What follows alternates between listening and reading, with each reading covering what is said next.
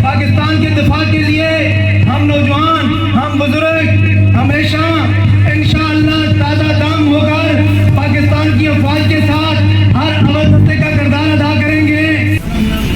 6 सितंबर को पाकिस्तान के अंदर रात की तारीकी में जो हमला किया, उस तेरे हमले को पाक फौज और पाकिस्तानी अवाम ने तेरे टैंकों के चीथड़े उड़ा दिए और तुझे बता दिया कि आइंदा पाकिस्तान की तरफ मेरी आंख ना देखना।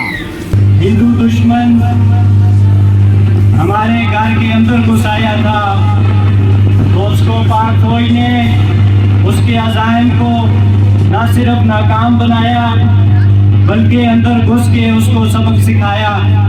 हिंदू बनिया ने जब बंगलों के खुदाजादे पाकिस्तान के ऊपर बर्बरियत की, चढ़ाई की, जंग मसलत की, तो हमारे उस वक़्त के अफवाज पाकिस्तान के जवानों ने, सिविल सोसाइटी के लोगों ने, आम नौजवानों ने, आम पाकिस्तानियों कश्मीरियों ने बढ़ चढ़ के इसमें हिस्सा लिया।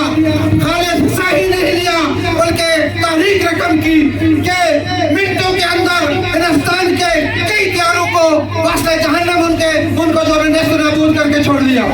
अल्लाह से दुआ है कि इंशाअल्लाह ये परचम हमेशा बुलंद रहेगा, ताकि क़यामत बंद रहेगा इंशाअल्लाह।